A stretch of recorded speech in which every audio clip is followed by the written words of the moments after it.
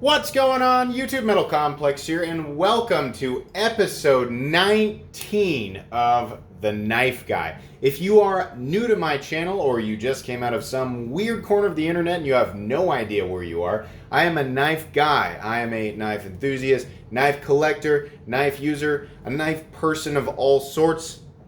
I share a lot of experiences with people who have traveled down, the same path as me or varied slightly. It doesn't really matter. Basically, the point of this series is it doesn't matter which path you go down. A lot of us share similar experiences as we get into this amazing hobby of just being interested in knives. And basically what I like to do with this series is I like to pick knives up off my table that I've talked about in the recent week, or that are my own, or knives that people have generously offered up for review or have donated to the channel. And I like to just give you guys something to listen to and something to watch, lay back, whatever you're doing on this glorious Sunday. Excuse me. And I just like to just kind of talk about these experiences. There are, like I said, this is the 19th episode, so if you're new to this series, feel free to go back and watch the rest of them at any time. They are all sorted in a convenient playlist on my channel. And if you are not subscribed to my channel, I like to upload knife content every single day. Knife reviews, knife overviews, unboxings, discussion topics. I have Quest for the Perfect Budget Knife on Saturdays and The Knife Guy on Sundays. So if that sounds good to you, go ahead and subscribe. Make sure your notifications are set to all, because there's definitely more coming. Anyways, so I had, and some of you guys have probably noticed this on when I use this knife as an example, but this happened a long time ago. You guys probably noticed that there is quite a major scuff on this Doug Ritter. Now, the Doug Ritter RSK MK1 G2. Many of you know this to be basically Hogue's Griptilian. Doug Ritter's, I guess, his contract with Benchmade expired. He did a special blade. I mean, this looks and operates just like a Griptilian, but it's got a slightly different blade. A lot of people consider the Doug Ritter blade to be a better blade than the Griptilian's standard drop point, and I'm kind of with them there. And it was also in M390. It started out in S30V, but it was in M390. It was just kind of a Griptilian that was a better deal.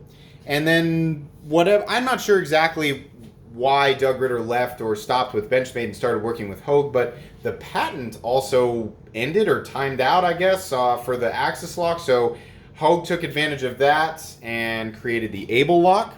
And then Doug Ritter was like, let's just make this. And they created, despite all of the different styles of Griptilians that are out there and the different blade shapes, they created, in my opinion, the greatest Griptilian that there is, which is the RSK MK1 G2. The fact that it's got the G10 contoured scales with this amazing texture pattern, larger screws that are more T8, not T6. It's still got the D-shaped pivot barrel. It's got, in my opinion, a smoother lock, more reliable lock, came perfectly centered, has an amazing blade shape, nice stonewashing, blah, blah, blah, right? Okay. The ultimate user knife. That many people would consider that to be the ultimate user knife. So, of course, if you're going to buy that, the $152 it would cost you to buy that. By the way, it's a KnifeWorks exclusive. Someone always asks me. That's only available at KnifeWorks. That's where you get that. Obviously, most people would be like, that's a user. It doesn't, I know that there are a lot of you watching who only buy knives if you're going to use them. And that's fine. I respect you. If you're able to spend 20 bucks on a knife and just beat on it and not feel bad for it, and you're able to spend $500 on a knife and beat on it and not feel bad for it, I would have a hard time beating on this guy. And trust me, we're going to get to this.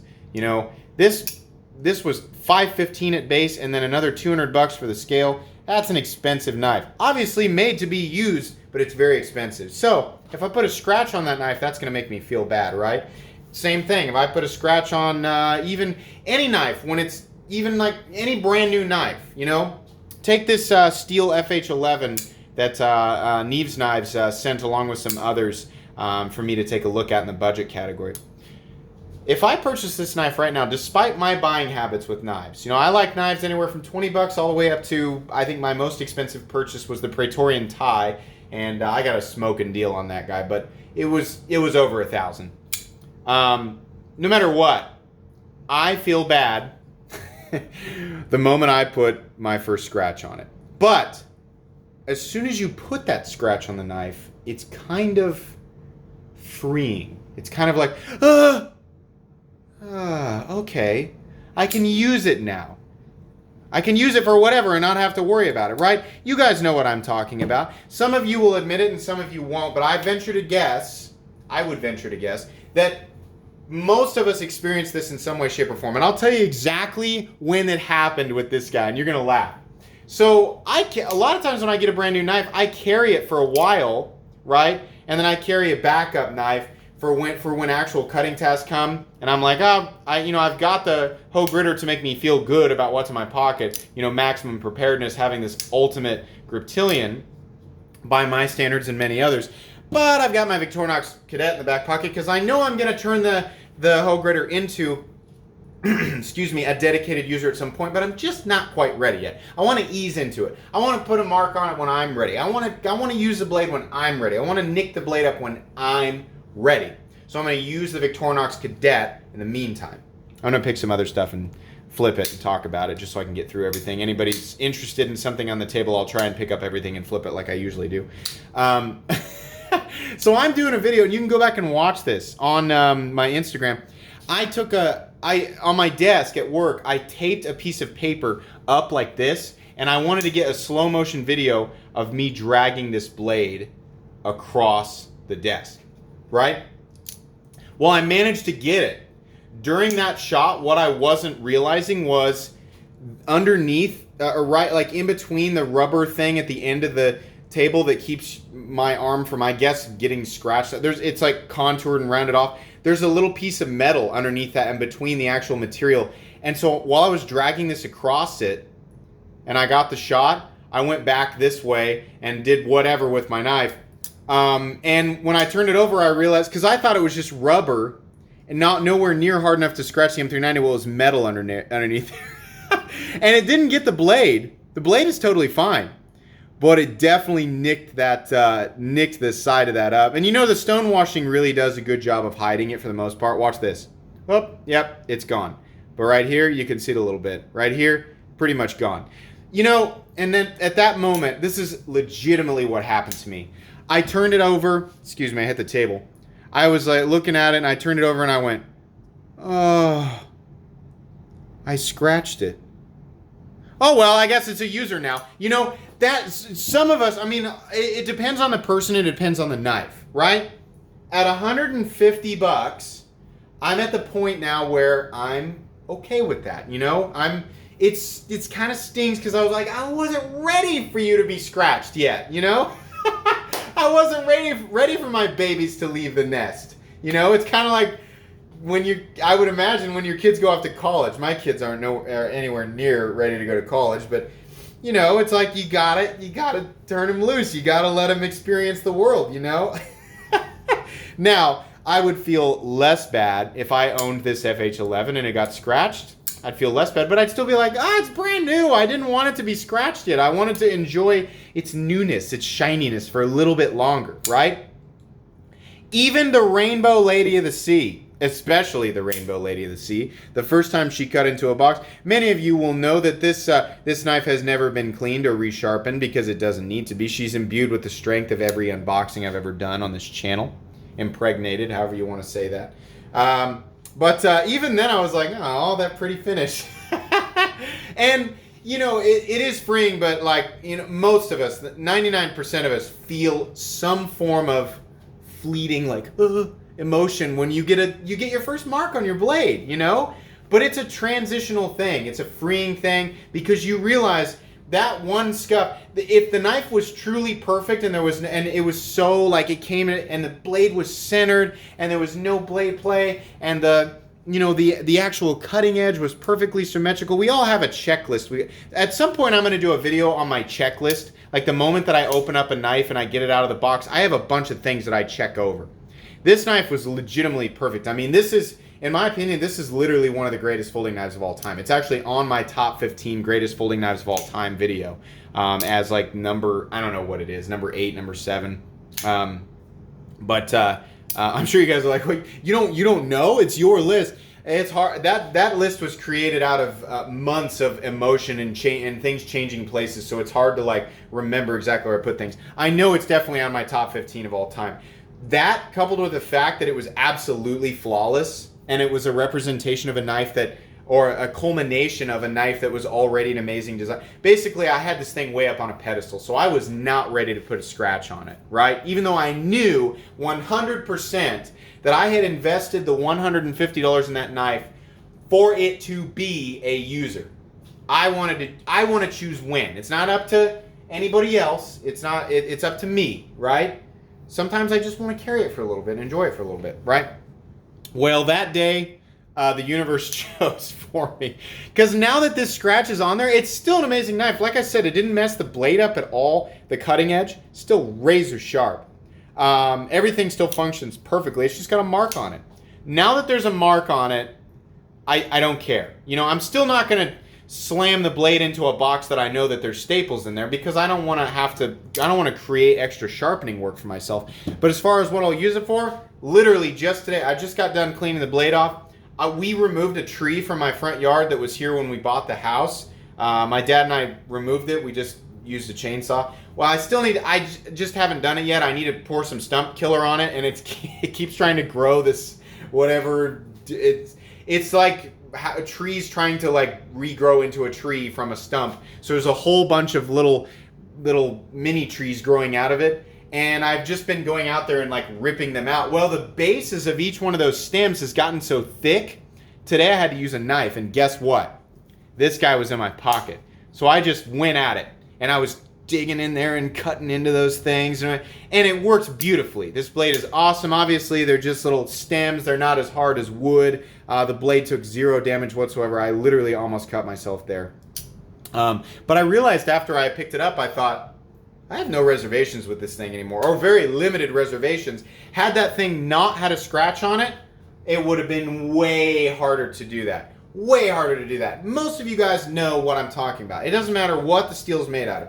VG10 all the way up to some kind of crazy Damacor laminate. Well, Damacor is a laminate, isn't it? I don't know. I don't know what Damacor is. I need to do some research on that. It doesn't matter. It's the newness, the freshness of a knife. It's the same thing we go through when we buy new shoes. You buy for those of you dads out there, you know when you buy a brand new pair of New Balance shoes. The moment you become a dad, you don't have a choice anymore. All your new shoes are New Balance, right? Your Nikes, your Adidas, is K-Swiss still a thing? Oh, you can tell I was in middle school in the early 2000s. Whatever brand of shoes, you get a brand new pair of shoes, and at some point they just become your I don't care, they're on my feet. They're on my feet so that my feet aren't bare, I'm walking through whatever. Shoes, right? But for a long time, you don't want to put you want dirt on them, right? A lot of us like colors that go with everything. Lots of whites, lots of grays. You don't want to get mud and scuffs and crap all over your shoes, so you're careful. I'm not walking over there. There's puddles over there. I'm not stepping in. I can see it over there. There's gum and crap in the ground. I'm not walking over there, Or there's no pavement over there. It's grass and dirt. I'm not walking over there, You do that. When you get your new cell phone, don't tell me that you don't baby that thing. And why those of you who bought the new the Galaxy S10 Plus, how long did you go where you babied the screen or left that film on the screen? Any new electronic device, we do that.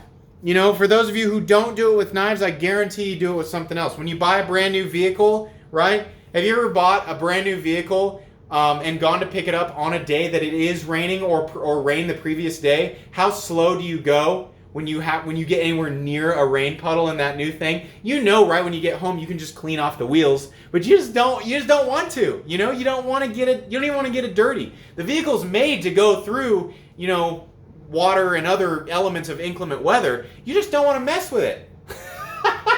Knives are the same way. They're the exact same way. We just don't want to scratch up our babies. We don't want to scuff them up. They're new and pretty, and definitely, at least for me, it goes up, depending on what type of knife it is, what caliber it's in. Something like this is around an $800 knife.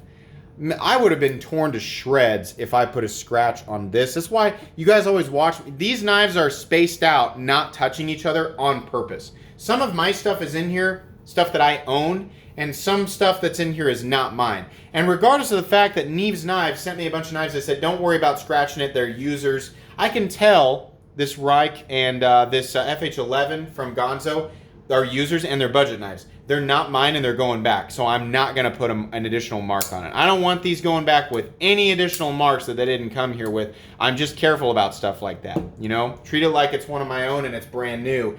That's just how I feel about this stuff. I don't want to put marks on things where it's not necessary. The Shaman, I use this thing all the time, but I'm still a tad more reserved now than this guy because this one, despite the edge shows a lot more signs of use. Number one, it's S30V, but it's also been used more. But I haven't put this knife in a situation where anything marked up the blade like this one. So if I'm being honest, I'm still a little bit more reserved with the Shaman than I am this guy. That guy, that's fine. His blade's been marked up. He's ready to be used. Absolutely. And that's something we experience. Now, some of you guys are going to, tell me like I don't experience it to that extreme, but I know what you're talking about in relationship with this. That's kind of what I'm getting at. We all experience this feeling more or less, but in some way, shape, or form.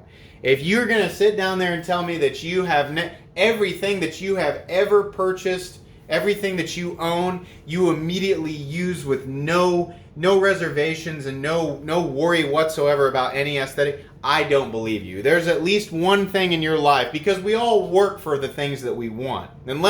Unless you just get to sit around all day and you are granted everything that you want, right? That's the only type of person that I would imagine would not care whatsoever if any of their new acquisitions were scratched, because then you could just magically have another one. But a lot of us, we have to work, at least in part, but mostly entirely for what we acquire, right? So the feeling of all that work going into whatever it is that we're acquiring, that's why we want it protected, at least for a little bit, at least to the point where we're like, okay, now, I can choose the moment where I want this thing to get marked up, This thing obviously is meant to be used. It's probably a little overkill, definitely a little heavy for EDC, but this thing's definitely meant to be used. If it were mine, it's not mine, it's Chris's. I'm still working on him. I'm trying to get him to let me buy it from him.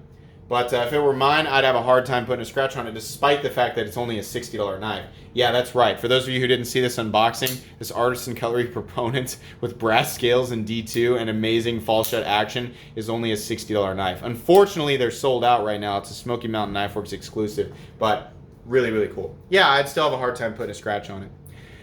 I think you guys get the point. We're running on 18 minutes now. That's pretty much all I had to say. I just thought you guys might find that entertaining or be able to kind of relate to it. If you enjoyed this episode of The Knife Guy, please leave a like. If you'd like to check out my other content, I do, of course, have lots of videos of knives that are either expensive or inexpensive that I do or don't like, so check those out. And if you enjoy all my content, then please click that little Metal Complex logo right there and subscribe to my channel, because there's definitely more coming. Thanks again for watching, everybody, and have a great day.